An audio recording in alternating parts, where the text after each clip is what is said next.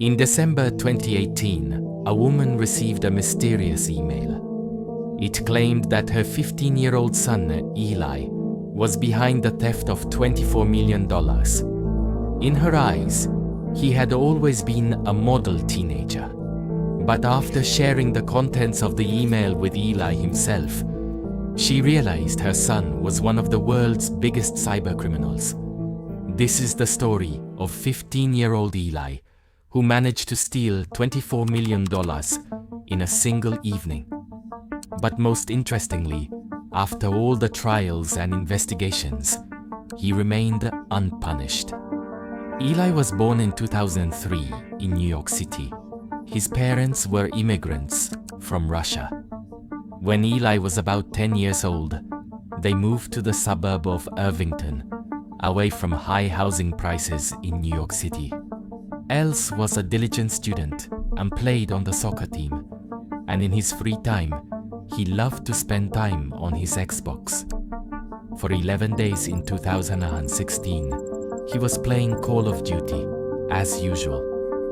For him, the entertainment wasn't the game itself, but the voice chat, which allowed him to call people names and swear at them with impunity. But after yet another exchange of pleasantries, one player returned and asked, "Bro, how's the weather in Irvington?" Alice froze, not out of fear, but out of curiosity. How could someone know where he lived, and could he find out the same about others? Another player explained to him that there were programs that could reveal IP addresses of incoming network signals. In fact, such programs are quite simple to use, but for Alice, it was a game changer. At first, he used these programs to intimidate opponents and his friends. Little did he know, what had started as a hobby would completely change his life. A few months later, Alice stumbled upon OG Users, a forum filled with hacking guides and hacker groups.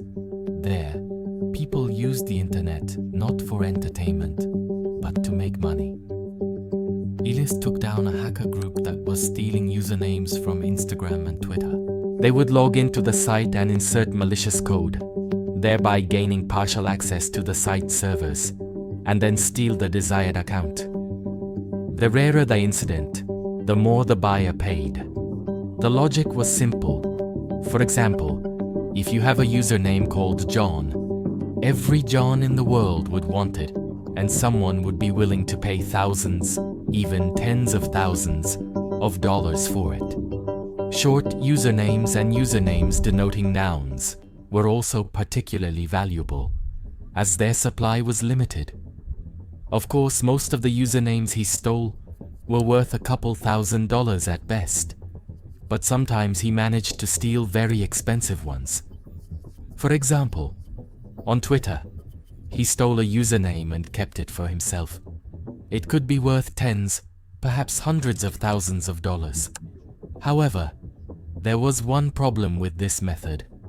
Alice wanted more. When $1,000 for a username stopped seeming out of the ordinary, he stumbled upon SIM-sapping, a method hackers use to make millions of dollars. The gist of it was this. A hacker calls a company that provides phone services and SIM cards. Then they bribe a company employee, usually for a couple $100, and the employee links the victim's phone number to the hackers. Now the hacker can reset the victim's passwords and request two-factor authentication codes, ultimately taking over the accounts linked to the victim's phone number, banks, emails, and social media. The method emerged in 2016 when two-factor authentication via phone number first became available. Therefore, SIM-sapping wasn't popular, but it was considered relatively easy to implement, which made it appealing to Alice.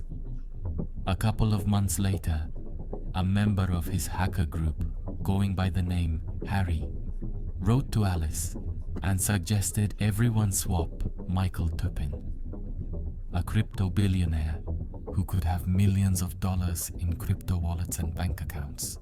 Turpin had already been the target of all the swaps, so they needed to not only hack him, but do it at a time when he wouldn't expect it. They needed a meticulously thought-out plan. On January 7, 2018, the evening Michael Turpin was scheduled to speak at a crypto forum. Ellis called a contact at AT&T to gain access to Turpin's SIM card. After successfully spoofing his phone number and hacking his emails, Ellis and Harry ran a script that searched all his emails for passwords. In one of the emails, they found an email with a text document titled KISS, which contained several keys to Turpin's crypto wallets. Although Turpin later denied it, one of these wallets contained 900 million in Ether. The Ellis were unable to steal it because the wallet required an additional password. Having collected all the coins from available wallets, they had 3 million coins, a trigger of 10% of all coins in circulation, for a total value of $24 million. A sum that would have been enough to satisfy all their desires and whims. But they knew their work wasn't yet complete. Since the trigger coins could be deactivated and were difficult to launder, they needed to exchange them for bitcoins. At that point, the only way to exchange them was through